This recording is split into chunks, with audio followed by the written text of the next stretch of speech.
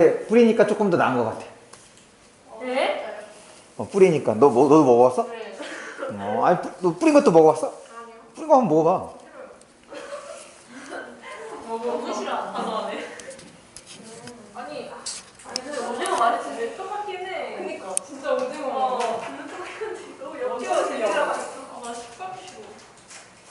그냥 너무 인위적인 거. 이번 거 어떻게 했어? 그니까 진짜 신기하다.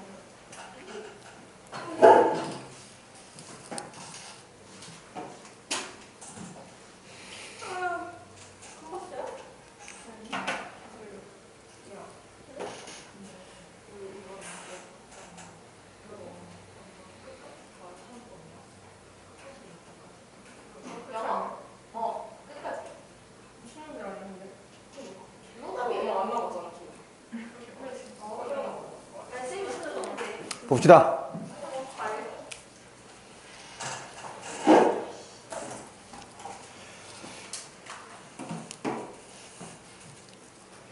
칠쪽 왼쪽 지문입니다. 아까 가운데 부분 이제 현재로 돌아왔어. 이제 브라운 박사 아니 그 미스터 브라운을 만나러 가는 것. 브라운 코난 보니까 브라운 박사 생각하네.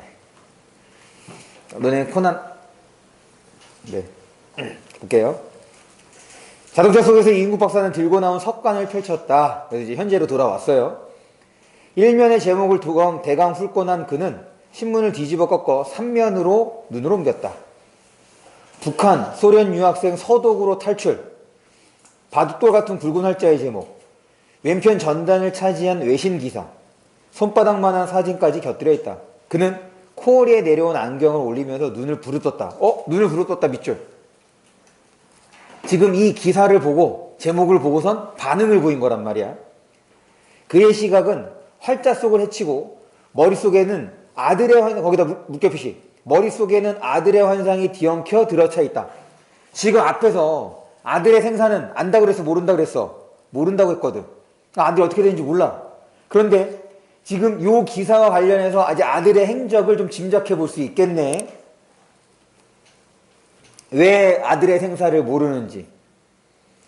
아들을 모스크바로 유학시킨 것은 자기의 억지에서 것만 같았다. 거기다 밑줄 쭉 물결 표시해 주세요. 지금 소련 유학생, 북한 소련 유학생이라고 돼 있으니까 지금 이인국 박사가 어디 출신이라고 했어? 북한 출신이지. 북한 출신의 소련 유학생이야. 그러니 지금은 이제 러시아로 이름이 바뀌었지만 바로 그 러시아의 수도가 모스크바 아니야. 지금 모스크바로 유학시킨. 그러니까 그 기사를 보고 누가 떠오른 거냐면 자기 아들이 떠오르는 거죠. 계속 출신, 계급, 성분 어디 하나 부합될 조건이 있었단 말인가? 그러니까 소련에 유학할, 모스크바에 유학할 조건이 하나도 해당되지 않았다는 거야. 생각해봐. 원래 이인국은 뭐 했던 사람이야? 친일했던 사람이야. 전혀 그 프롤레타리아 혁명? 이거하고는 전혀 관계가 없는 사람이라고. 오히려 처단의 대상, 단죄의 대상인 거지. 고급 중학을 졸업하고 의과대학에 입학된 바로 그 애다. 아들도 의사가 되려고 했나봐. 이인국 박사는 그때나 지금이나 자기의 처세 방법에 대하여 절대적인 자신을 가지고 있다. 너 그 노어 공부를 열심히 해라. 노어는 러시아어를 말하는 거야. 소련말. 지금 앞에서도 어땠어? 친일 행적을 보일 때 일본어를 잘 해서 먹고 사는데 아주 수월했단 말이지. 그러니 지금 이 북한에 그 소련군이 주둔 데 있단 말이야. 그러면 당연히 일단 뭐부터? 러시아 말부터, 소련 말부터인 거죠. 너 그 노어 공부를 열심히 해라. 왜요? 아들은 갑자기 튀어나온 아버지의 말에 의아를 느끼면서 반문했다. 또 이제 과거를 튄 거야. 지금 이번에는 신문이네. 신문을 통해서 아들과 관련된 과거의 이야기로 튄 겁니다. 세 번째 줄. 원시가 별 수 없다. 외정 때는 그래도 일본말이 출세를 하게 했고, 그거였죠? 국어 상용의 집. 이제는 노어가 러시아 말이, 소련 말이 또 판을 치지 않니? 고기가 물을 떠나서 살 수 없는 바에야 그 물속에서 살아갈 방도를 궁리해야지. 거기다 쭉 밑줄 쳐주세요. 이게 바로 그 이인국 박사의 가치관을 드러낸 표현입니다. 아무튼 그 노서와 말을 꾸준히 해라. 아들은 아버지 말에 새삼스러운 자극을 받는 것 같진 않았다. 그러니까 새삼스러운 말, 여태까지 그렇게 살아왔잖아. 그런데 뭐 자극을 받겠어. 내 나이로도 이제 이만큼 뜨내기 회화쯤은 할 수 있는데 새파란 너희 낯새로야 그걸 못하겠니? 염려하세요 아버지. 아들의 대답이 그에게는 믿음직스럽게 여겨졌다. 이인국 박사는 심각한 표정으로 말을 이었다. 어디 코 큰 놈이라고 별것 있겠니? 말 잘해서 진정이 통하기만 하면 그것들도 다 그렇지. 이때 말하는 코 큰 놈은 이제 소련 놈이 되는 거야. 소련 사람. 이인국 박사는 끝내 스텐코프 소자의 배경으로 요직에 있는 당 간부의 추천을 받아 아들의 소련 유학을 결정짓고야 말았다. 여보, 보통으로 삽시다. 거저 편하지 않게 사는 것이 이런 세상에선 가장 편안할 것 같아요. 이제 겨우 죽을 고비를 면했는데 또 쟤까지, 아들까지 그 높이 드는 복판에 휴머나 넣으면 어쩌려고 이제 아내의 생각인 거야. 그래서 지금 이 아들의 유학, 러시아 유학과 관련해서는 아내하고는 이제 갈등 상황이 있었다는 얘기인 거지. 의견 일치가 없었어. 그러니까 친일 행적을 하고 일제 말을 겪고 난 다음에 해방 직후를 겪고 난 다음에 아내 생각이 좀 바뀐 거야. 그렇게 살았다가는 오히려 위험해질 수 있다는 생각이 있는 거죠. 가만히 있어요. 호랑이도 굴에 가야 잡는 법이요. 무슨 세상이 되든 할 대로 해봅시다. 그래도 저 어린 것을 어떻게 노서학까지 보낸단 말이요. 러시아. 아니 중학교 야들도 가지 못해 골드를 싸매는데 대학생이 못 가 견딜라고. 그래도 어디 앞일을 알겠소. 괜한 소리. 제가 소련 바람 쏘이고 와야 내게 허튼 소리 하는 놈들도 찍소리를 못할 거요. 그러니까 지금 이제 아들이 잘 되기를 바라는 마음도 있긴 하지만 궁극적으로는 이거야. 자신의 영달인 거지. 어디 보란 듯이 다시 한번 살아봅시다. 언제처럼? 친일했을 때처럼, 일제 때처럼. 아들의 출발을 앞두고 걱정하는 마누라를 우격다짐으로 무마시키고 그는 아들의 유학을 관철하였다. 그래서 넘어가기 전에 다시 왼쪽 지문이야. 왼쪽 지문 밑에서 6번째 줄.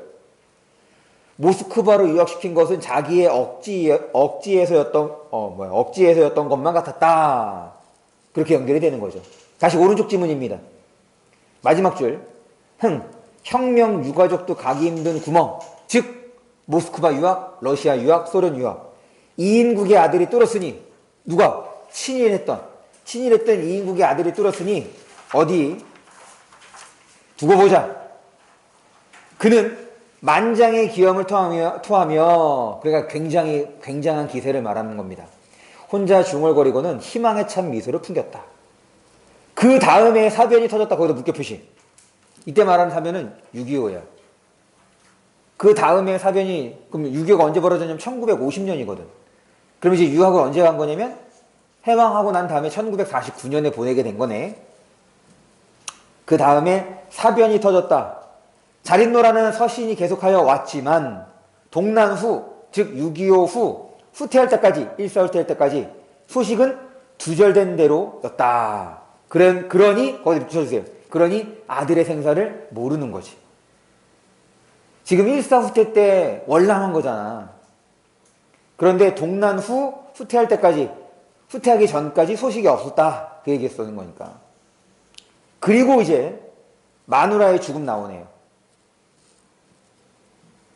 마누라의 죽음은 외아들을 사지로 보낸 것 같은 수심, 걱정에도 그 원인, 마누라의 죽음에 지금 요 아들을 강제로 유학 보낸 거, 억지로 유학 보낸 거 같다는 생각도 이제 하는 거죠. 있었다고 그는 생각하고 있다. 이인국 박사는 신문 다치키리 속에 거기다 쭉 밑줄 쳐주세요. 그 윗줄. 생각하고 있다. 쭉 선을 그어줘. 거기까지가 이제 아들과 관련된 과거 상황인 거지. 그럼 뭐가 안 나왔어? 분명 아까 전에 이거 봐. 지금 뭐가 빠졌냐면 과거로 돌아왔을 때 지금 초조 불안. 자기가 친일 행적 때문에 초조 불안했단 말이야. 지금 어딨어? 춘석을 만나게 된 이후에. 그러면 이미 얘는 단죄를 받아야 돼. 죄값을 치러야 되는데 다른 사람도 지금 유가족들도, 그러니까 이제 그 공이 있는 사람들도 러시아로 소련으로 유학을 못 보내는데 어떻게 이인국 박사가 보내느냐 말이야. 물론 앞에 뭐 스탠코프 그 소자가 있었긴 했지만 그 사람과의 연이 어떻게 생겼는지가 안 나왔죠. 그거 없이 지금 일단 해방 이후에도 살 수 있게 된 상황이 나오고 있습니다. 그 다음에 여운이 읽어볼까? 이인국 박사는 신문 다치키리 속에 채워진 글자를 하나도 빼지 않고 다 훑어 내려갔다. 다음. 그러나 아들의 이름이 경찰은 한 마디도 없었다. 이들이 너무 꼬물꼬물 하느라고 이런 수를 묻지 못한다. 사태를 통솔하고 옮긴 인간의 통솔을 쉴 줄 알아야 돼. 멍청하지. 그는 손을 포기가 되는 대로 말아쳤다. 부천에서 용마가 논다는데 이것이 아무래도 오픈 일이야. 그는 혀를 saksak갈겼다. 그때는 가족이 워낙 그토록 추적하고 있는 것을 아니까 아니 이제는 그쪽에서 소식이 가서 제게도 무언지는 아니었기 포자가 같은데 역시 그 주식하는 놈이 아무래도 모자라. 그는 자동차에서 내리자 간간히 침을 내뱉다. 독도 이 제가 책임지고 들어가겠소. 아들을 우리 조수들이 이렇게 지요. 코스를 우리가 부모를 와주신 거니 했다. 자위대가 사람들을 꺾인 다음에 거기다가 물개 표시해주세요. 다시 어디로 튄 거예요? 여기로 튄 겁니다. 자위대가 치안대로 바뀐 다음 날이다. 지금 다시 해방 직후로 튄 거야. 이인국 박사는 시간대에 예능되었다. 시멘트 바닥에 모여 뚫고 앉은 그 입술이 따뜻하게 했다. 사무실은 저려고 얘기했다. 이것만은 어떡하니 생일을 통하고 잡힌 골고였고 괜히 생각하고 있다. 그러나 그것보다는 앞으로 닥쳐올 이야기할 수 없는 사태가 그를 그거 아마 얘기가 오타인 것 같아. 이제 미래에 대한 거지, 미래. 그 얘기가 아니라 여의라고 써야 될 것 같아요. 계속. 지나오고 지나오는 구두발 소리와 목소리는 서부어지는 역사를 들으면서 꽃피듯이 추억 여론이 그의 머리를 들레들레 올랐다. 시간만이 흘러가고 있었다. 그의 머릿속에는 진을 그 생각들이 하나씩 꼬리를 찌푸리기 시작했다. 이럴 줄 알았으니 어디든지 가슴과는 진작으로 나무로라도 적혀있을까. 그러니까 지금 이제 친일 행적 때문에 붙잡힐 걸. 여기 불안과 초조도 있었단 말이야. 그런데 불안과 초조도 있었지만 뭐도 있었냐면 막연한 기대, 뭐 어떻게든 되겠지, 뭐 이런 것도 있었기 때문에 도망가지 않았던 거겠지. 계속. 그러나 입헌부 나의 정수는 사람이 여기 있다. 이제 곳은 다 나와 같은 코스를 밟았거나 도망가야 갈 사람들이 아닌가. 봐봐, 의지할 곳. 그래, 결국에는 일본인이거나 아니면 같이 친일했던 사람들. 이건데 뭐 그 사람들에게 뭐 기대할 수 있는 게 있겠어? 계속. 일본이 가장 위험했던 행성을 다 무너지고 난 지금 누구를 그래도 어떻게 되겠지? 그렇지. 계속 똑같아. 막연한 기대를 버리진 않고 있어. 이 막연한 기대는 절박한 이 순간에도 그에게서 완전히 떠나버리지는 않았다. 다행이다. 이명재편에 사고에 걸리지 않은 것만 해도 불려간 사람들의 생각은 전혀 알 필요 없다. 죽게 처형을 당했다는 소문도 본다. 서울에 여행을 더 있었더라면 나는 이미 이곳에 떠났을지도 모른다. 다 운명이다. 아니 그래도 웃을 수가 있겠지. 색깔이 그나 야 이 새끼야. 먹은 소리에 놀라 이인국 박사는 흰신 머리를 썼다. 깨도 웃지 않는 일본 병사 계곡에 완전한 생생이가 쏘아오고 있다. 신석이다. 이인국 박사는 다시 시각을 휘저었다. 모든 사건이 진석되었다. 이제는 죽는구나. 그는 입속으로 내발했다. 이놈의 입맛을 이기야. 이 개새끼야. 미국 대공화가 그 옆구리를 들이친다. 이 새끼 어디 죽어봐라. 고속발은 앞뒤를 가리지 않고 전신을 내비렸다. 잠깐. 지금 여기에는 이 장면의 생생함을 전하기 위해서 현재 시제를 사용하고 있습니다. 지금 이제 과거 해상을 하고 있긴 하지만 중간중간에 물론 이제 그 현재 장면에서도 마찬가지야. 과거 시제, 현재 시제로 혼용하고 있는데 현재 시제를 통해서 생생함을 전하고 있다는 거. 계속. 중국 척수를 급한 충격으로부터 이인국 박사를 등을 지르고 꼭 부러졌다.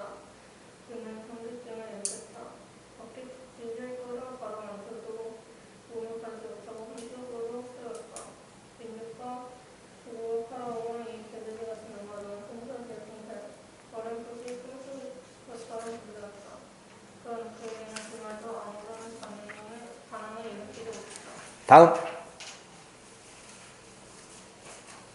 시간이 얼마나 흘렀을까? 자기 앞사람이 부스럭거리는 감촉과 부스럭상의 부스럭거리는 소리를 듣고 오랑캐기 동생을 찾았다. 노랑소리 엉성한 손목이 시계줄을 끄르고 있다. 그는 반사적으로 앞사람 시계 주머니를 두근두근해서 손에 인자를 힐끔 쳐다보았다. 지금 여기에서 시계줄을 끄르고 있다가 뭐냐면 이인국 박사가 앞에서 나왔던 회중시계 있죠? 그거를 차고 있었는데 지금 누군가가 그거를 끌어가려고 뺏어가려고 하는 그 장면인 거야. 계속. 눈동자가 파란 중대가리 붉은 병사가 시계줄을 고무신 채 이빨을 드러내고 희죽이 웃고 있다. 그는 두 손으로 있는 힘을 다해 양복 안주머니를 감싸주었다. 지금 안 뺏기려고 하는 거죠. 나쁜 새끼. 병사의 눈동자는 점점 높이를 뛰어갔다. 아니 이것만은 그들의 대화는 서로 통하지 않는데도 소나기가 눈동자의 비교로 그들로 지속되고 있었다. 이때 말하는 그들은 누구와 누구겠어? 소련 병사랑 이인국 박사를 말하는 거야. 그러니까 이제 이런 거지. 지금 시점이 3인칭 전지적 작가 시점이야. 그 3인칭 전지적 작가 시점이라는 얘기는 서술자가 작품 밖에 존재한다고. 그런데 이 사건 전개를 누구의 시각에서 하고 있냐면 이인국 박사의 시각에서 하고 있단 말이지. 그렇다는 얘기는 서술자가 이렇게 이인국의 어깨에서 이인국의 내면을 제시하면서 이인국의 시각으로 바라보다가도 또 때에 따라서 다시 이렇게 나와서 지금 전체적인 사건을 제시하고 있는 것. 그러니까 그들의 대화는 라는 얘기는 다시 서술자가 좀 거리를 두고선 이제 제시하는 방식이라고 봐두면 되겠습니다. 병사는 뱀빵 많은 손으로 이인국 박사의 손가락을 대고 시계를 채워놨다. 시계줄은 끊어져 고리가 달린 끝머리가 이인국 박사의 손가락 끝에서 달려나갔다. 병사는 밖으로 나가버렸다. 죽음과 시계. 이인국 박사는 소박한 풍경을 되풀이하고 있다. 앞에서 이 회중시계가 이인국 박사의 모습을 보여준다고 할 수 있다고 얘기했던 거잖아. 지금 이제 분신이라고 했던 거니까. 이렇게 소나기, 소나기에서 벗어나 빼앗게 된 상태. 이것이 이제 이인국 박사의 처지를 드러내주는 거라고도 볼 수 있겠죠. 계속. 이인국 박사는 소망만 소망을 되풀이하고 있다. 양쪽 팔목에 87개를 조식이나 차고도 만족이 안가 저기에 회중시계까지 앗아가는 그 병정의 모습을 머릿속에 톡톡히 내새서 밝힌다. 감성성을 빼놓기 쳤다. 그러나 급한 자와 신입의 사유는 분명했다. 발포가 지나는 사이에 맨 앞서 폰폰 위에 자리 잡았던 이인국 박사는 한국인지 위에 지금으로 잠깐 생각되었다. 계속해서 그 친일했던 사람들이 혹은 무언가 잘못을 했던 사람들이 잡혀오고 있다는 거야. 그는 하루 종일 말이 없었다. 범인 속에 섞여 있던 강강 노선이 출근된 다음 날부터 의편 마신 모든 파트들이 불려나가 강선장이 되어 들어왔지만 또 하루 이틀이 지나가 강방 속의 분위기는 여전히 불편과 음식 이야기로 소유되었다. 이제 밀정이 저 스파이 같은 사람인 거죠. 계속. 이인국 박사는 자신의 재산이라는 것을 폭로하기도 싫었지만 예전에 고등계 형사들이 실컷 얻어들은 지식이 야기되어 한국령이 지산 명령이라는 신념을 일관하고 있었다. 그는 간밤에 출감한 학생이 내던지니까 노후회 학생을 초장부터 꼼꼼히 뒤지고 있을 뿐이었다. 거기다 붙여주세요. 노회화책을 첫 장부터 꼼꼼히 뒤지고 있을 뿐이라 희망의 끈을 놓지 않고 있는 모습이야. 지금 이제 일제에서도 얘가 출세하고 잘 살 수 있었던 거는 일단 일본어를 되게 잘했기 때문에 그랬단 말이지. 여기에서도 지금 그런 희망의 끈을 놓지 않기 위해서 지금 러시안 말, 노어를 이제 공부하고 있는 거예요. 계속. 등골을 쓰고 옆구리가 달려온다. 이곳으로 고집이 되는가 하는 생각이 없지 않다. 마침 저녁으로 기온이 서른 내려가고 있다. 아무리 체념한다면서도 수수감은 막을 길이 없다. 다음 누구죠? 가연인가? 네, 읽어주세요. 그가 책을 읽으면서도 그의 청각은 늘 감각 속의 이야기를 놓치지 않았다. 그들이 예측하는 식대로의 전향으로 치른다는 자신의 주장은 너무도 어마어마하다.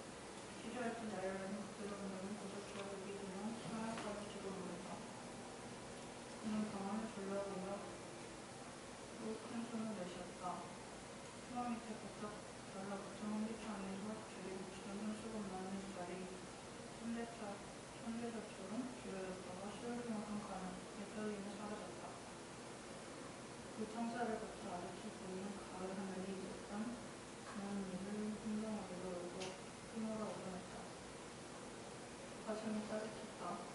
되새기와는 영원한 단절이다. 그는 눈을 감았다.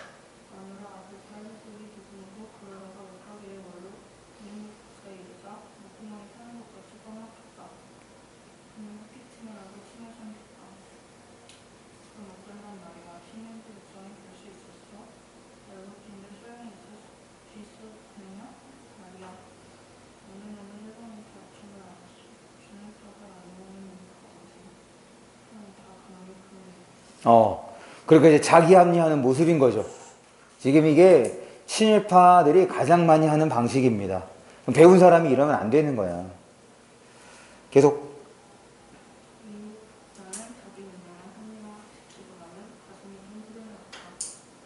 보다 어저께 최근 시도연구에서 얻은 소련 백미관의 표정은 그에게 인류의 희망을 던져주는 것이 있었다. 나는 그것이 어떻게 다를지 모른다고 생각되었다. 아마 스탠코프 소자라고 있을 그 이제 이 스탠코프 소자가 바로 그 고문관입니다. 뿌리 종교 직업에 의사라고 했을 때 독도우르하고 그대를 키울 거라고 생각을 잠깐.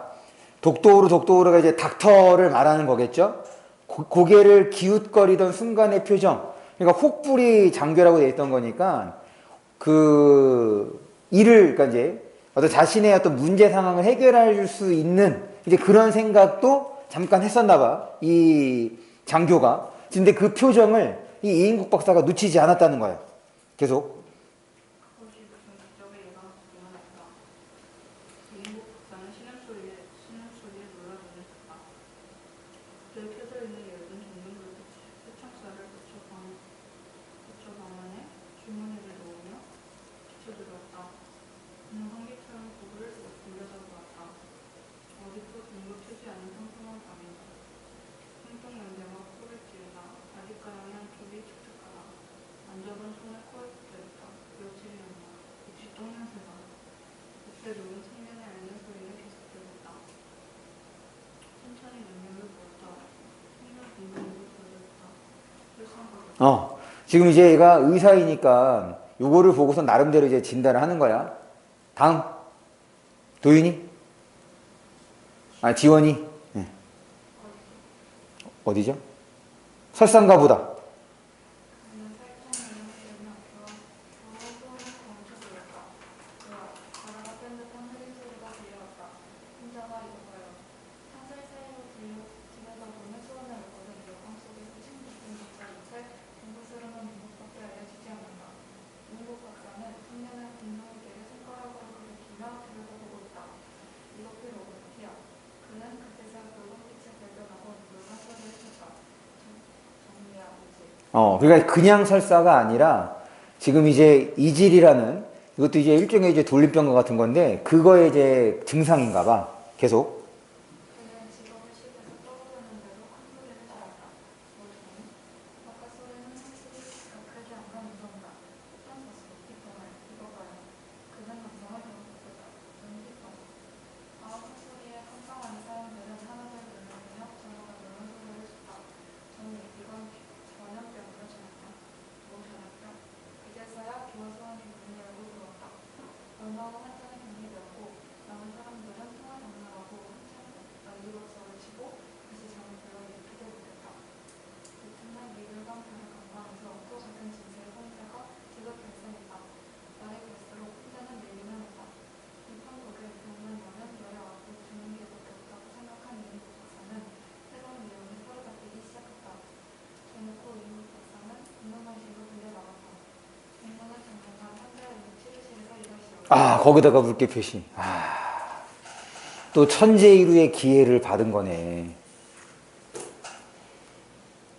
이게 무슨 천천한 경력 같은 기적일까? 그는 트롯의 말을 의심했다. 푸른 장비와 평화관을 불바라 쳐다보고 있는 그 눈동자는 생기를 띄워줬다. 알겠소? 네. 다짐했다가 인국 박사는 뒷문을 억지로 감추며 평범한 말로 대답했다. 글쎄 하늘이 무너져도 소문에 구멍은 있다는가. 그는 방어 표정도 나타내지 않으려고 이를 알았다. 다음. 도윤이. 주가 너무 천천히 길치우고 뿌려져 나가는 모습 보고 우리 박사는 꼭 자기의 가치만 느껴졌다.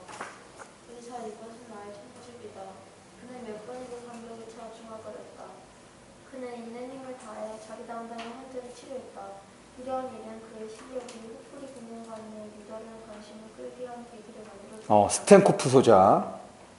사성범을 복사시키는 경우는 책임자에게 큰 문책이 온다는 것은 훨씬 후에야 그가 안상입니다. 소련 군의관에게 기술이 인정된 임국 박사는 계속 병원에서 근무하게 되었다. 프린트가 없어?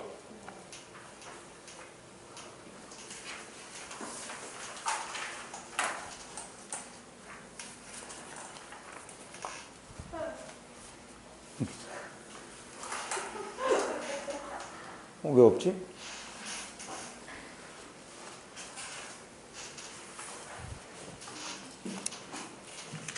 네, 계속 읽어주세요. 그러나 재산 처벌의 결말에 대해서는 난수가 없었다. 그는 이 절호의 기회를 최대한으로 활용하고 싶었다. 이제는 죽어도 여한이 없을 것만 같았다. 이렇게 하여 보이지 않으면 구석에서까지 완전히 벗어날 수는 없을까. 그는 환자의 치료를 하면서도 늘 스탠코프의 왼쪽 뼈에 붙은 AR-만 흙을 생각하고 있었다.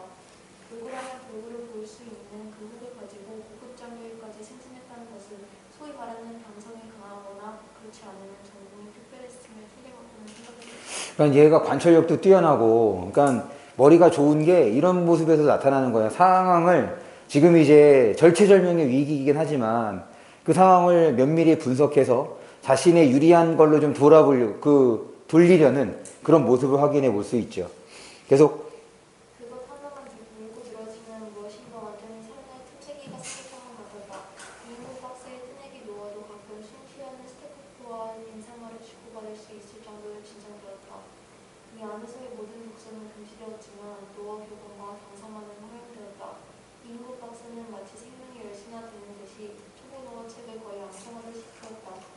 크리스마스를 전후하여 장교들의 주연 교수가 주는 기회가 거듭되었다. 얼근이 주기를 띈 스태프가 순시를 돌았다. 저 주연은 술자리를 말하는 거예요.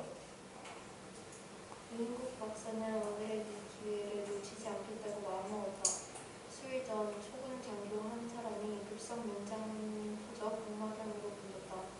그 환자의 실을 뽑는 옆에 온 스태프에게 이인국 박사는 나이 절반, 신체 절반으로 혹을 수술하겠다는 의사를 표현했다. 스태프는 하라도를 연관했다. 그 후 몇 번 통역을 사이에 두고 수술 계획에 대한 자세한 의사를 진술할 계획가 생겼다. 이인국 박사는 일본인 시장의 혹을 수술하던 일을 회상하면서 자신 있는 설법을 했다. 종종 대학병원에서도 못하겠다는 것을 내가 거뜬히 치우지 않았던가. 그는 항상 머릿속에서 자문자답하면서 이방인의 두방 같은 심정으로 생각을 하였다. 소련 국무의관을 입회시키고 몇 차례 예비 진단이 치러졌다. 수시실은 왔다. 다음은, 네. 이인국 박사는 손에 있던 자기 병원의 회 기지를 전부 운반하여 오게 했다. 군의관 세 사람이 고조하기로 했지만 집도는 이인국 박사 자신이 했다. 여전병원의 젊은 군의관들이란 그에게 있어서 한번 힘들기로밖에 보이지 않았다. 그는 수술을 진행하는 동안 그들의 군의관들을 자기 집 두고 보이듯 했다. 집도 이후에 수술대는 완전히 자기 집단하의 왕국이라고 생각되었다. 그러나 아까 수술 직전에 차이나 실패되는 경우에는 총살에 처한다는 사역서가 통일된 정신을 순간순간 흘려놓곤 했다. 수술 때의 눈, 스태프의 침착하면서도 긴장에 찼던 얼굴, 그것도 전신마취가 끝나면 상중히 묶었다. 간호부는 가지로 이인국 박사의 이마에 내리친 땀방울을 연방 찢어내었다. 기구가 부딪는 금속성과 서로의 숨소리만이 조그일 반사등이 내비치는 방안에 지식한 같은 침묵을 해살짓고 있다. 수술은 예상 이상의 단시간으로 끝났다. 위생복을 벗은 이인국 박사의 전신은 땀으로 흠뻑 젖었다. 완치되어 퇴원하는 날 거기다가 밑줄 한번 쳐주세요. 성공했네. 완치되어 태어나는 날 이렇게 됐으니까 수술이 성공했어. 그러면 이인국도 살아날 기회를 얻을 수 있겠네. 계속. 그는 이인국 박사의 손을 부서져라 쥐면서 외쳤다. 껍빛단이 스바시. 여기에 드디어 이제 제목과 관련된 껍빛단 리라는 표현이 나오네요.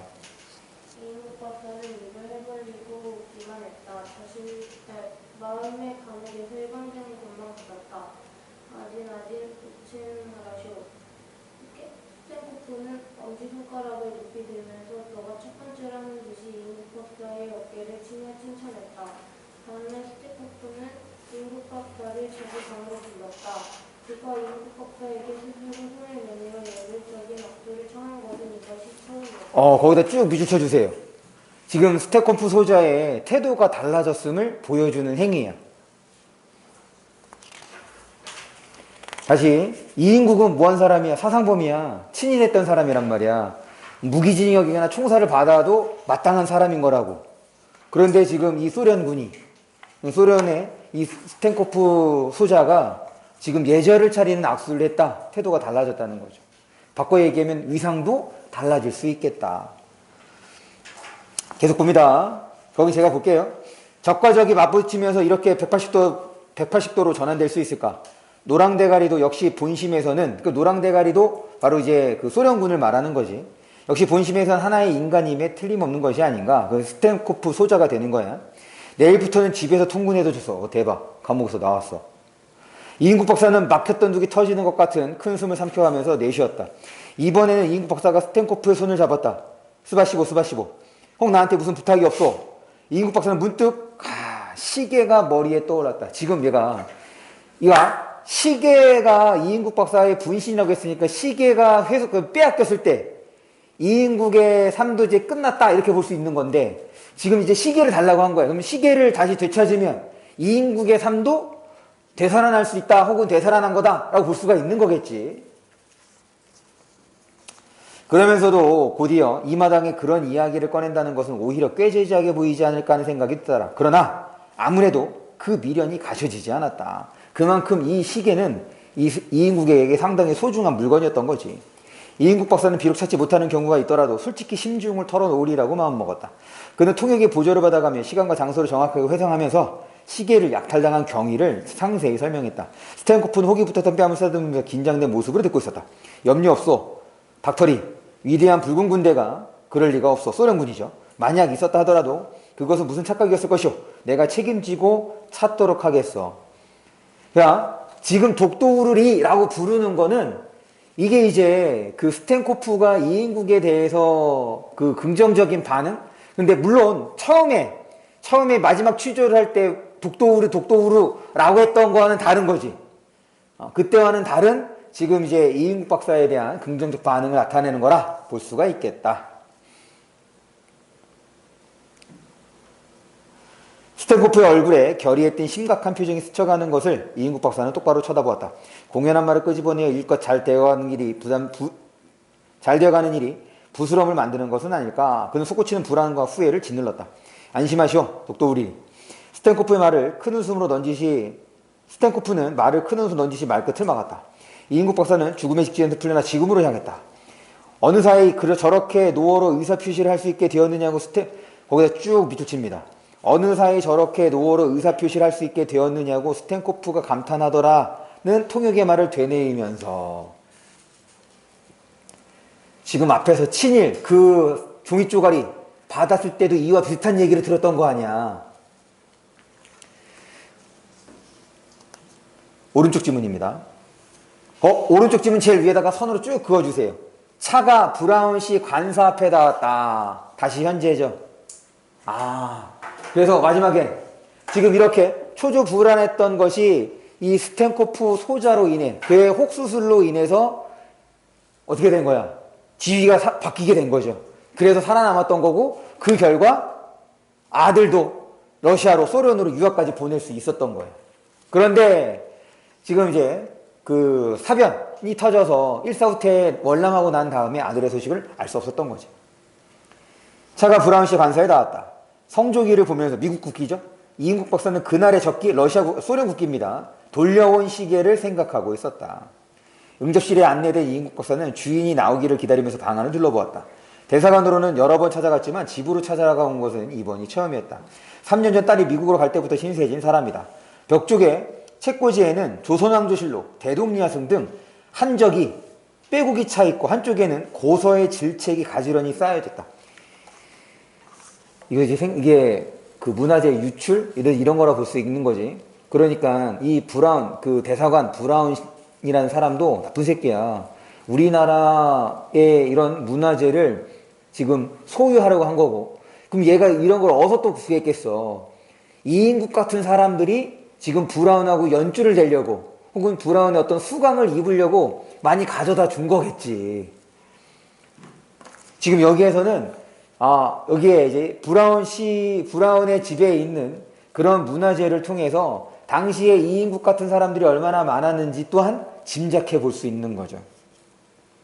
맞은편 책상 위에는 작은 금동 불상 곁에 몇 개의 골동품이 진열되어 있다.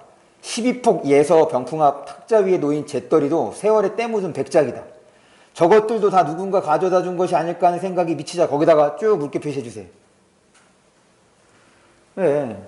기회주의자 같은 놈들이 세상에 많은 거야.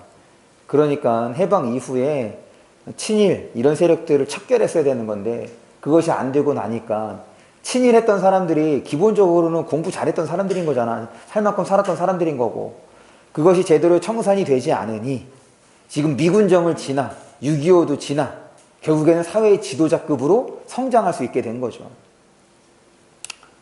안타까운 따름이죠 뭐. 생각이 미치자 이인국 박사는 얼굴이 화끈해졌다. 거기다 밑줄 칩니다. 화끈해졌다. 이게 부끄러운 거거든. 그 부끄러운 게 두 가지인 거야. 하나는 반성인 거지. 야씨 이러면 안 되는 건데.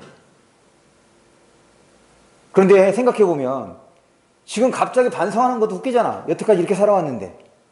또 한 가지는 내가 갖고 온 물건이 생각보다 가치가 떨어질 수 있겠구나 라는 생각이 든 거예요. 이런 골동품이 많으니까.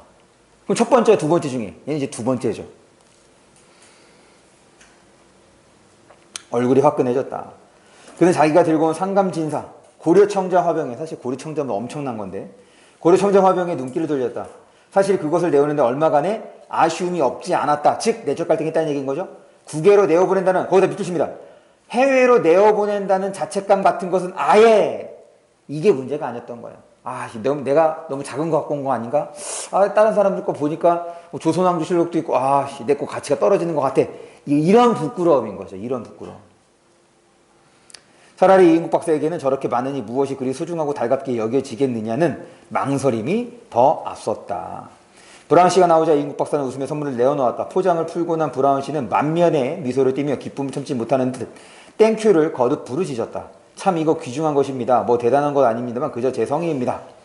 이인국 박사는 안도감에 있다한 만족을 느끼면서 브라운 씨의 기쁨에 맞장구를 쳤다. 브라운 씨가 영어 반 한국말 반으로 섞어하는 이야기를 들으면서 이인국 박사는 흐뭇한 기분에 젖었다. 닥터리, 여기서도 닥터리네. 닥터리는 영어를 어디서 배웠습니까? 일제시대에 일본말식으로 배웠지요. 예를 들면 자또이지 이거 무슨 말이야? 다음 페이지. 그런데 지금 발음은 좋은데요. 거기다 또 밑주십니다. 그런데 지금 발음은 좋은데요. 문법이 아주 정확한 스탠더드 잉글리시입니다. 지금 또 칭찬받고 있어. 말 잘한다. 일본말 잘해. 러시아말 잘했다. 영어까지. 그는 이 말을 들을 때 문득 스탠코프의 말이 연상됐다. 그러고 보면 영국의 조상을 가진다는 브라운 씨는 알 발음을 그렇게 나타내지 않은 것 같게 여겨졌다. 얼마 전부터 개인 교수를 받고 있습니다. 그렇습니까? 이인국 박사는 자기의 어학적 재질에 은근히 자긍을 느꼈다. 브라운 씨가 부엌 쪽으로 갔다 오더니 양주 몇 병이 놓인 쟁반이 따라 나왔다. 아무거라도 마음에 드는 것으로 하십시오. 이인국 박사는 워드카 한 잔을 신통한 안주도 없이 억지로라도 단숨에 들이켜야 속이 시원해하던 스탠코프를, 그러니까 또 술을 내온 거 보니까 예전에 스탠코프가 술 내왔던 거, 그때 이제 워드카는 보드카가 되겠죠. 이제 러시아 술일 테니까. 대신 그 당시에는 이제 한 잔에 털어넣었다는 거야. 그는 혈압 때문에 술을 조절해야 하는 자기 체질에 알맞게 스카치 한 잔을 할 듯이 조금씩 목을 축이면서 브라운 씨의 이야기를 들었다. 그거 국무실에서 통지 왔습니다. 이인국 박사는 뛸 듯이 기뻤으나 솟구치는 흥분을 억제하면서 천천히 손을 내밀어 악수를 청했다. 땡큐. 그거겠죠? 지금 앞에서 초청장. 지금 이제 딸 편지 받았을 때 그거 초청장 생각했던 거잖아. 가장 좋은 기회로 미국에 가려고 하는 것. 어쩌면 이것은 스스로의 스탠코프가 자기에게 하던 방식 그대로인지도 모른다는 생각이 들었다. 그만큼 감격하고 고마웠다는 얘기야. 이인국 박사는 지성이면 감천이라고 나의 처세법은 USA에도 통하는구나 하는 기고만장한 기분이었다. 일본에도 통해, 소련에도 통해, 미국에도 통해. 청자병을 몇 번이나 쓰다듬으면서 술잔을 거듭하는 브라운 씨도 몹시 즐거운 표정이었다. 미국에 가서의 모든 일도 잘 부탁합니다. 네, 염려 마십시오. 떠나실 때 소개장을 써드리지요. 그래, 미 대사관의 소개장이라고 하면 엄청나겠죠. 역사는 짧지만 미국은 지상의 낙토입니다. 양국의 우호와 친선에 도움이 되기를 바랍니다. 다음날 휴전선지대로 같이 수렵하러 사냥입니다. 사냥하러 가기로 약속하고 이인국 박사는 브라운시 대문을 나섰다. 이번 새로 장만한 영국제 쌍발 엽총의 총신을 머리에 그리면서 그의 몸은 날기라도 할 듯이 두둥실 가벼웠다. 이인국 박사는 아까 수술한 환자의 경과가 궁금했으나 그것은 곧 씻겨져 갔다. 왜? 지금 이 회상의 시작이 됐던 것이 어떤 거였냐면 수술하고 난 다음에 찰나적인 느낌이었거든. 그래서 그거를 통해서 수술이 어떻게 될 것인지에 대해서 좀 적중을 했는데 찝찝했단 말이야. 그러면서 과거에 있었던 일들을 이제 떠올리기 시작했던 거라고. 그런데 지금 이제 브라운 씨와의 일이 잘 되었으니 그것도 이제 잊어버린 게 된 거죠. 그의 마음속에는 새로운 포부와 희망이 부풀어 올랐다. 신체 검사는 이미 끝난 것이고 외무부 출국 수속도 국무성 통지만 오면 직일될 수 있게 담당 책임자의 교섭이 되어 있지 않은가. 빠르면 일주일 내에 떠나게 될지도 모른다는 브라운 씨의 말이 떠올랐다. 대학을 한 나와 임상 경험도 신통치 않은 것들이 미국에만 갔다 오면 별이라도 딴 듯이 날치는 꼴이 사나웠다. 이거야. 그러니까 자기가 자꾸 밀리는 거를 달가워하지 않는 거지. 아들의 소련 유학, 또 지금 거기에서 밀렸기 때문에 그런 밀리는 자신 때문에 결정했던 건데 지금 여기도 미국 가는 것도 마찬가지인 거지. 물론 딸 보러 가는 거지기도 하지만 어디 나도 댕겨오면 나면 보자. 문득 딸 나미와 아들 원식의 얼굴이 한꺼번에 망막으로 휘몰아왔다. 그는 두 주먹을 불끈쥐며 얼굴에 격렬을 일으키듯 긴장을 띠다가 어색한 미소를 흘려보냈다. 그 사마귀 같은 일본 놈들 틈에서도 살았고 닭사기 같은 로스케 속에서 살아났는데 양키라고 다를까. 혁명이 일어나겠으면 일어나고 나라가 바뀌겠으면 바뀌고 쓰레기죠. 아직 이 이인국의 살구멍은 막히지 않았다. 나보다 얼마든지 날뛰던 놈들도 있는데 나쯤이야. 그는 허공을 향하여 마음껏 소리치고 싶었다. 그러면 우선 비행기 회사에 들러 형편이 날아볼까? 이인국 박사는 캘리포니아 특산 시가를 비스듬히 문 채 지나가는 택시를 불러 세웠다. 그는 스프링이 틀듯이 부스에 털썩 주저앉았다. 반도텔로 차창을 거쳐 보이는 맑은 가을 하늘이 이인국 박사에게는 더욱 푸르고 드높게만 느껴졌다. 끝. 지금 전체를 한번 쭉 훑어봤어요. 남은 시간 뭘 하냐면 껍빛단리 지금 요 유인물 준 거 있죠? 거기에 있는 거 다시 한번 살펴보고 거기에 있는 문제를 푸세요. 거기에 한 8문제가 있을 거야. 9문제네. 지금 그 문제를 풉니다.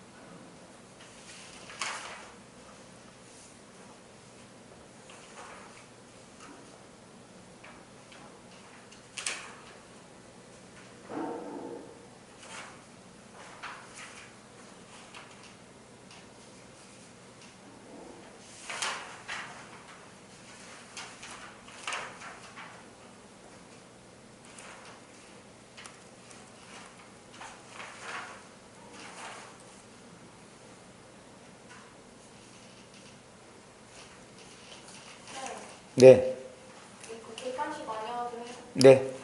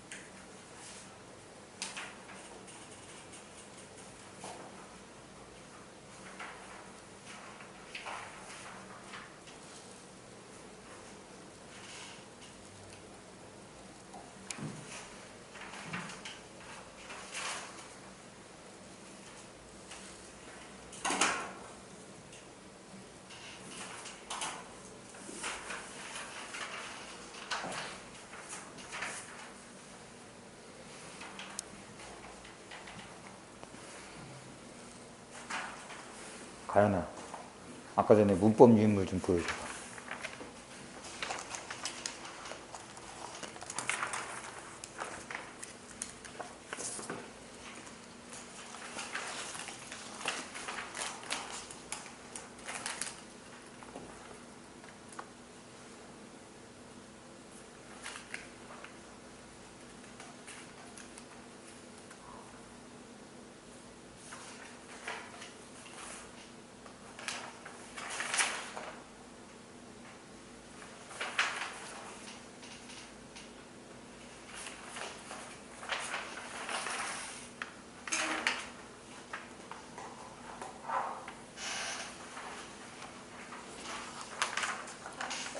네, 잠깐만 기다려주세요.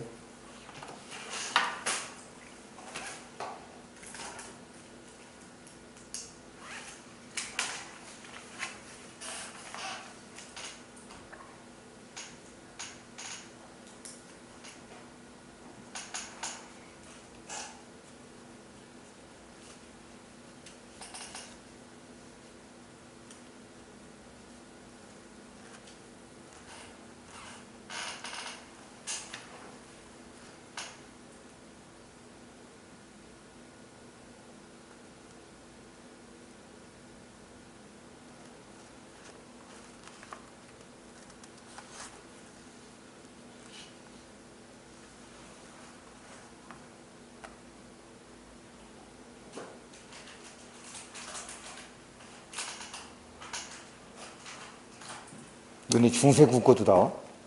또 이번에? 근데 쌤이 설명을 했어.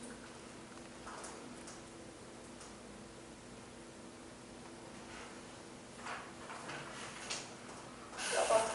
나 내일 한 12시 사이쯤에 만약에 나 백신 때문에 없거든? 쌤이 왜 없냐고 그러면은 나 백신 맞았단 말이야. 그때 점심시간이야. 그러긴 한데 12시 45분까지. 아니, 통과 때. 통과랑 그거. 통과랑 그거. 알겠지만 만약에 까먹으면 너 말해줘. 그걸 진짜 어이없네. 말안 해. 몰래 말해야 돼. 근데 쌤은 알잖아.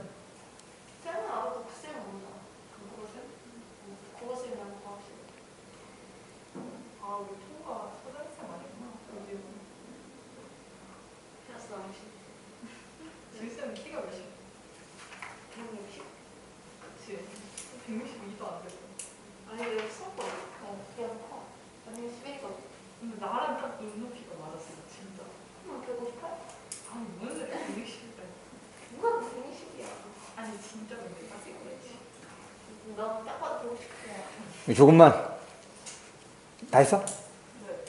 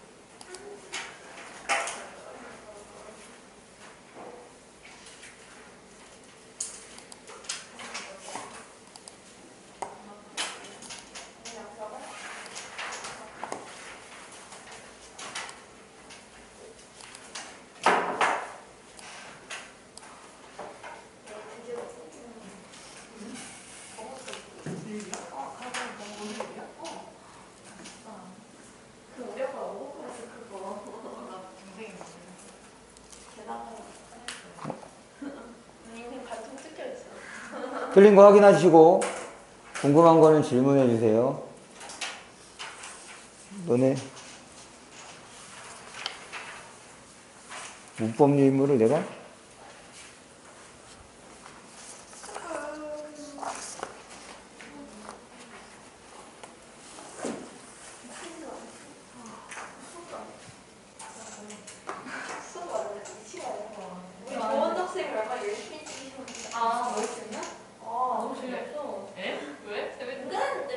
웃긴다고? 글쎄 은근 웃기지 않냐? 나만 웃겨? 말투부터 너무 웃겨. 웃기지 않았대. 그냥 그랬어. 발음이 너무 세서. 순조쌤 찍어주면 아주 잘 들을 텐데. 야 순서쌤이 더 야, 니네 전에 신조쌤이랑 결혼하고 싶다는 얘기 들었는데? 누구? 우리 반에? 근데 진호쌤은 아니고 순서쌤. 그거 있잖아. 진호쌤도 순조쌤 착해. 맞아. 뭔가 얘네 있잖아. 얘네 이거 꽃기단이 할때 그 결혼하고 싶다는 얘기가 있는데 그 뭐지 교수랑 말이 안 통하잖아. 그래서 수업 그럴 때 어떻게 제자 사기 위해서 얘기하냐고. 결혼하고 싶다는 친구인 거야. 아니야, 호정언니 그랬어. 결혼하고 싶다고 했어. 아니 여기 상품도 인성이 못 보니까. 왜?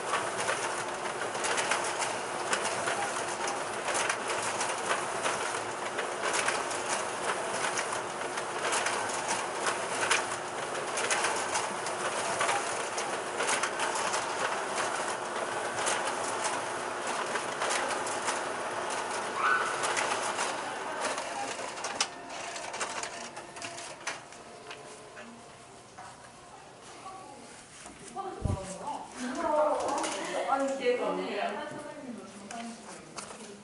아니 근데 심지어 그렇게 완전 쫙 잘라서 아니 딱 잘라서 그렇게 만들면 모든 애들의 그런 희망을 다 없애버리고 이렇게 제부 사이에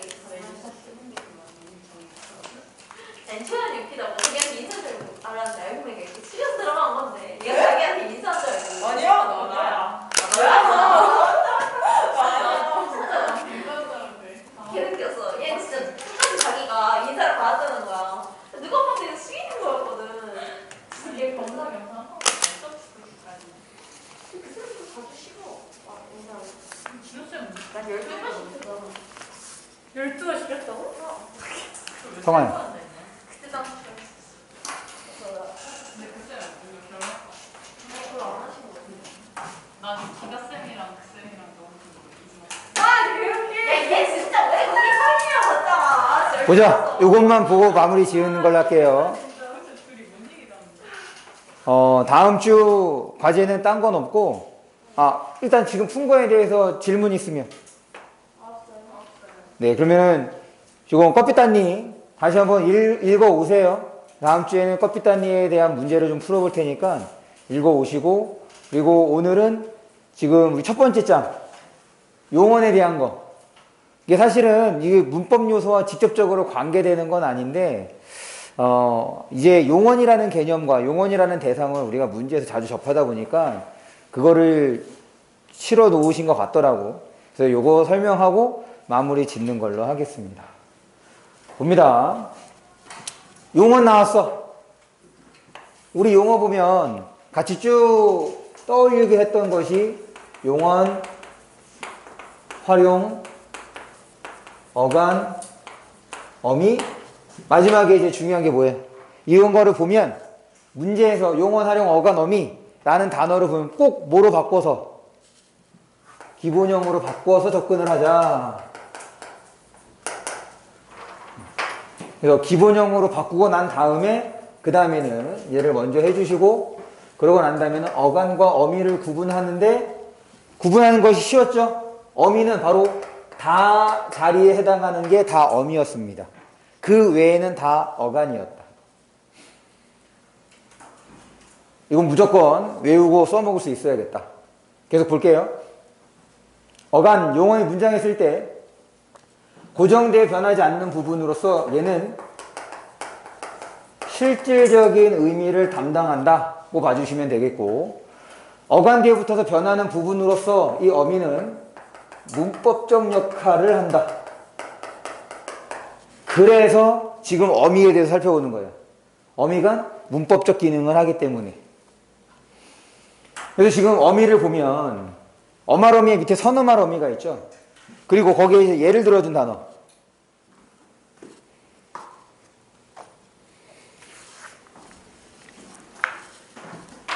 거기 밑에 다음 단어에서 어말어미와 선어말어미를 구분해보자 했지? 거기서 업히셨다.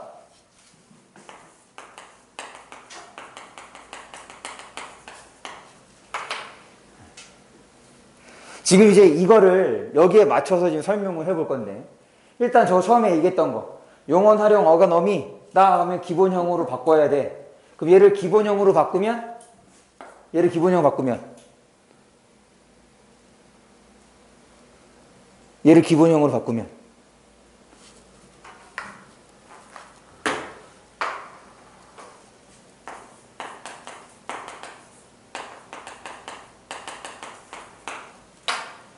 첫 번째, 기본형으로 바꾸면 업히다가 되는 거지. 그러면 두 번째, 기본형으로 바꾸고 난 다음에 뭐 하라 그랬어? 어간과 어미를 구분하는 거잖아. 어간과 어미를 구분하는 거야. 그러면 다 자리가 무조건 어미라고 얘기했어. 얘 어미. 그러면 여기가 이제 뭐가 돼? 어간이 되는 거죠. 다가 어기, 어간, 나머지가 다시 다가 어미, 나머지가 어간 이렇게 된 거예요. 그런데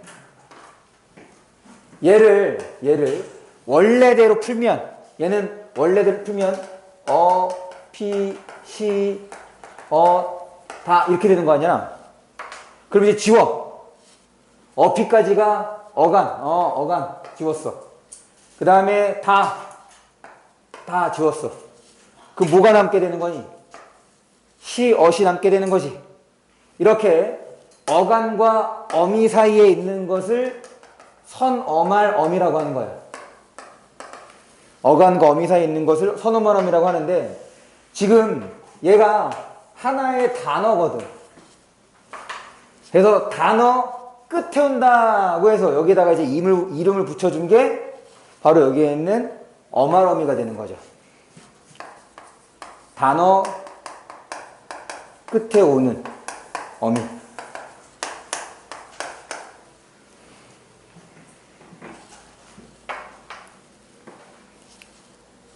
그래서 선어말 어미는 딱 두 개의 역할만 합니다. 일단 시를 통해서는 높임, 엇을 통해서는 시제. 그래서 선어말 어미의 문법적 기능은 높임하고 시제예요.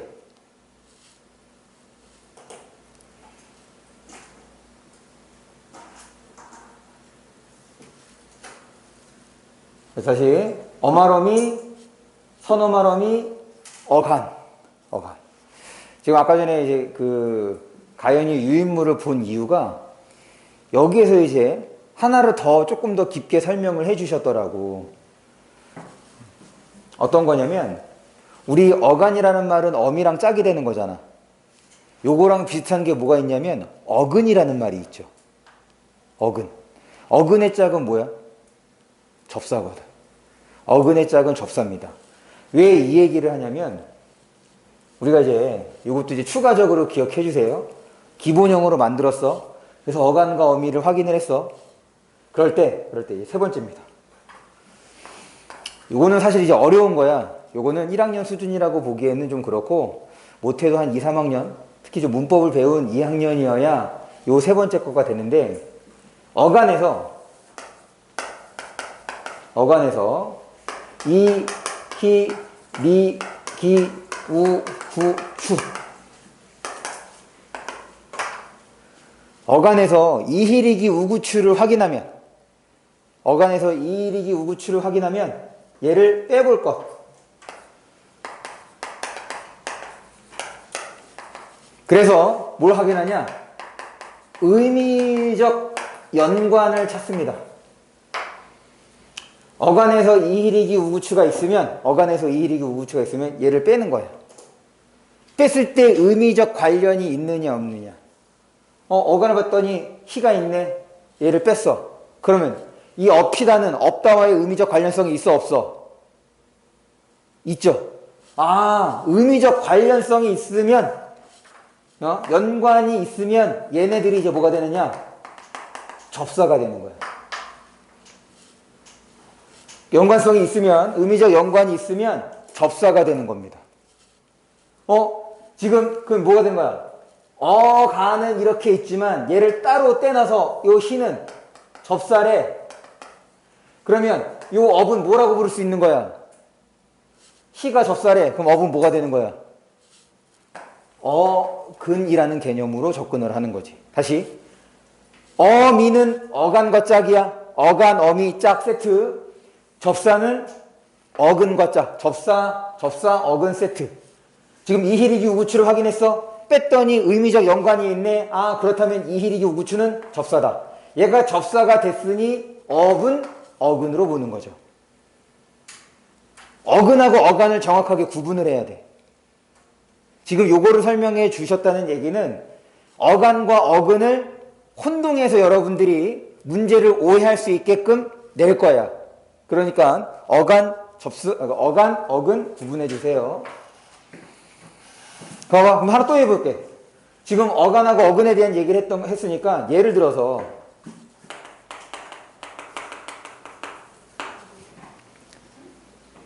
공부하다를 보자.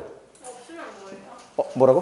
연관이 없으면 뭐예요? 없으면 그냥 한 덩어리가 어간인 거야. 나눌 수가 없다가 되는 거지. 의미적 연관이 없으면 걔 전체가 하나의 어간, 나눌 수 없다야. 의미적 연관이 있으면 지금 나눈 거잖아. 업과 희로. 나눠서 접사, 어근 됐던 거니까. 여기도 봅니다. 공부하다. 얘를 어간하고 어미로 구분하면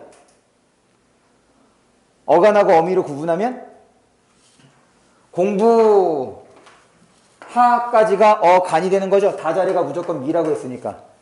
그런데 얘를 어근과 접사의 개념으로 접근하면 공부가 어근 하다가 접사가 되는 거지. 그래서 어간하고 어근이라는 개념을 구분해야겠다. 하다가 붙는 말은 무조건 파생어를 만드는 거야. 그래서 하다는 무조건 접사입니다. 하다는. 그렇죠? 먼저 어말어미에 대해서 설명을 할게요.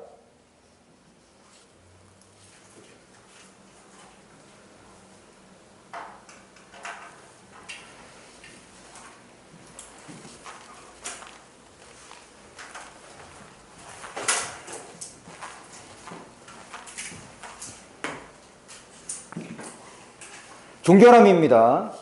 이 종결은 문장을 끝낸다는 거예요. 다시 어말은 단어 끝이라는 거고 종결은 문장을 끝낸다는 것. 그래서 종결함에 따라서 문장의 종류, 문장의 유형, 종류를 알 수 있겠다. 평서문, 감탄문, 의문문, 명령문, 청유문 이렇게 되는 거예요. 그 대표적인 종결어명을 적어볼게요. 다, 구나, 느냐, 까, 명령형, 라, 청유형, 자 이렇게만 확인해주면 되겠습니다. 그래서 문장의 유형과 관련되면 이제 기능이야. 어떤 역할, 어떤 기능을 하느냐. 평서문은 정보 전달, 감탄은 느낌 표출, 의문은 궁금증, 질의응답, 그 다음에 명령은 행동 요구, 청형은 행동 요청, 이렇게. 그 다음에 비종결어미, 사실은 뭐 비종결어미는 몰라도 돼. 다시 종결어미는 문장 끝에 오는 거라고 얘기했어. 그러면 연결어미와 전성어미는 어디에 나타나겠어? 문장 안에 있겠지. 다시 종결어미는 문장 끝에 나타나는 거라면 연결어미와 전성어미는 문장 안에 있는 거야. 굳이 비종결어미 이렇게 기억할 필요는 없을 것 같아요. 대등적이랑 요 종속적 여기는 이제 이어진 문장. 그래서 보는 거야. 좀 어려운 거야. 대등하게 이어주는 거, 그 다음에 종속적인 것은 앞에 나오는 내용에 따라서 뒤의 내용이 영향을 미치는 거예요. 예를 들면 대등적 연결어미에는 비가 오지만 춥지 않다. 춥지 않지만 비가 온다. 이런 식으로. 서로 이제 대등한 의미를 띌 수 있는 것. 그 다음에 종속적 연결어미는 앞에 영향을 받는 거야. 비가 와서 길이 질퍽거린다. 지금 길이 질퍽거리는 이유가 비가 온 것 때문인 거잖아. 이런 게 이제 종속적 연결어미가 되는 겁니다. 다시 여기 대등적 종속적 문장은 그 그림으로 그려보면 이런 형태예요. 그림으로 표현해 보면 이어진 문장의 경우는 이렇게 해서 전체 문장을 가운데서 끊어볼 수 있는 게 대등적이든 종속적이든. 그럼 보조적 연결어미는 이거 어디에서 나타나는 거냐면 보조용언에 해당하는 건데, 보조용언 그래 개하다 혹은 개되다, 그 다음에 뭐뭐 하고 싶어하다, 어하다, 뭐뭐 하고 싶다, 이런 등등. 얘는 문장 가운데 나타나가는 느낌이라면 얘는 문장 끝에 말 그대로 보조적인 의미로서 보조적인 거예요. 바꿔 얘기하면 하다, 되다, 싶다가 굳이 없어도 의미를 구성할 수 있는 게 보조적 연결어미입니다. 이게 뭐 이제 문장이 들어가야 좀 자세히 설명이 되는데 일단 이 정도만 알아두세요. 그 다음에 사실은 이 단원에서 필요한 거는 얘야. 전성어미. 전성어미는 전환해주는 거야. 성질을 전환해주는 것. 사실 이 용언의 기능은 품사에서 용언은 어떤 기능을 하는 거냐면 서술하는 기능을 한단 말이지. 그래서 대체적으로 문장 끝에 오는 거죠. 그런데 그런 성질을 전환시켜주는 거야. 그래서 얘 품사는 동사나 형용사지만 마치 뭐처럼 명사처럼 쓸 수 있게 해주고 관형사처럼 쓸 수 있게 해주고 부사처럼 쓸 수 있게 해준다는 얘기입니다. 그래서 명사형 어미에는 기가 있고 관형사형에는 니은, 리을, 는, 는. 그 다음에 부사형에는 여러 가지가 있는데 대표적으로 이, 개, 도록, 서 이렇게. 그래서 명사는 아니지만 명사처럼, 관형사는 아니지만 관형사처럼, 부사는 아니지만 부사처럼 쓸 수 있게 해주는 것. 예를 들면